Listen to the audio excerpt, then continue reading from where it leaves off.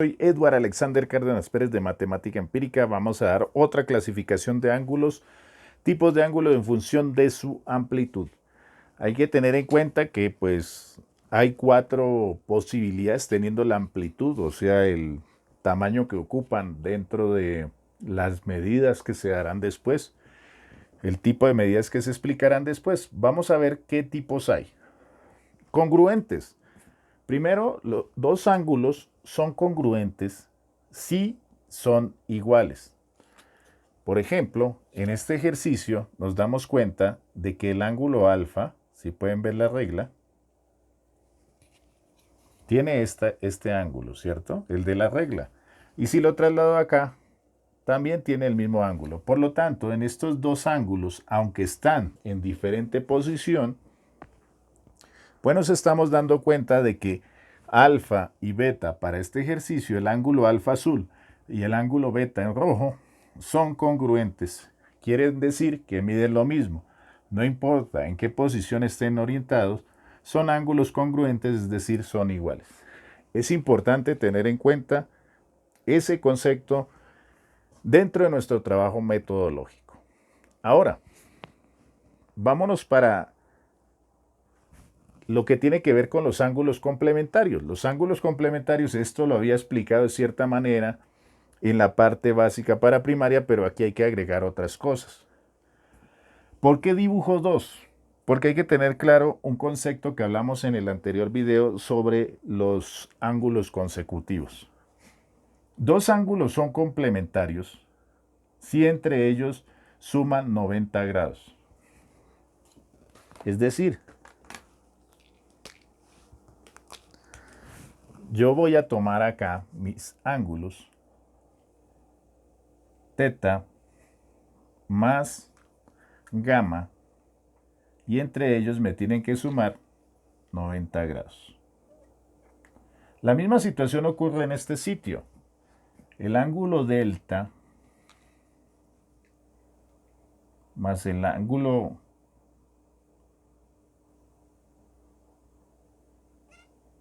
gamma, este es phi, perdón, este lo dije teta más phi da 90 y aquí delta más gamma va a ser igual a 90. En los dos casos, los ángulos suman 90. Los ángulos complementarios son aquellos que suman 90. Pero ¿por qué tengo estos dos dibujos? ¿Por redundar? No. En el anterior video hablaba de ángulos consecutivos y ángulos consecutivos son aquellos que comparten un lado. Si pueden ver en esta figura de la derecha, el ángulo delta y el ángulo gamma comparten ese lado rojo.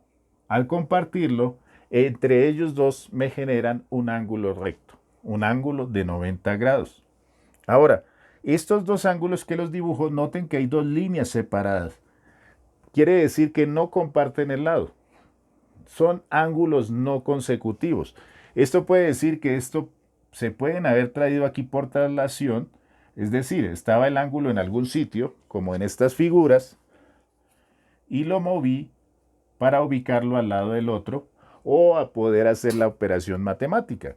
Puede que este ángulo esté por allá y este esté por acá y me digan teta más phi suman 90. Eso pasa, son complementarios, suman 90, pero no indica que estén juntos. Los escribo aquí cerca para poder demostrar que forman también un ángulo recto. Pero los ángulos consecutivos, ellos sí tienen un lado en común. Están unidos, técnicamente se puede decir así.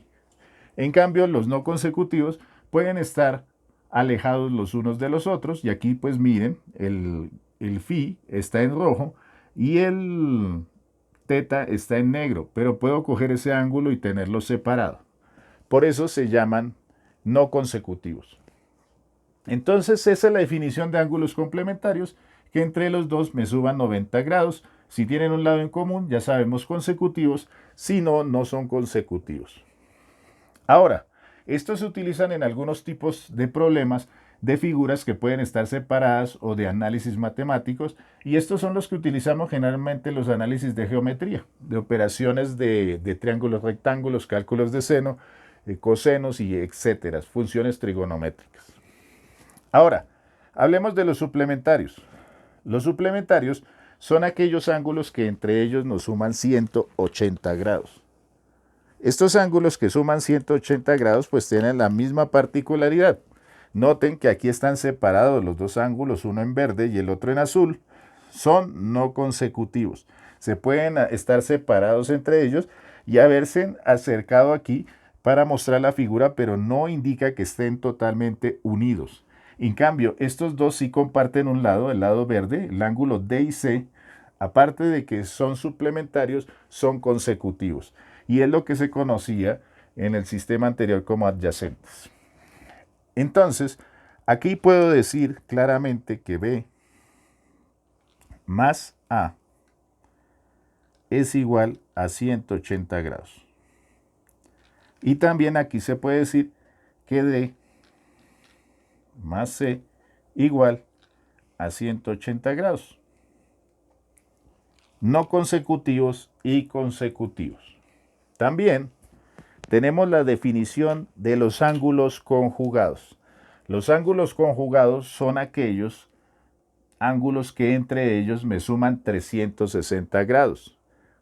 Aquí tenemos dos ángulos que no son consecutivos, no comparten los lados, pero su suma sí da 360. Aquí tenemos dos consecutivos que comparten técnicamente los dos lados entre ellos. Para poder sumar los 360, comparten los dos lados. Y, como ven, también me generan la circunferencia completa.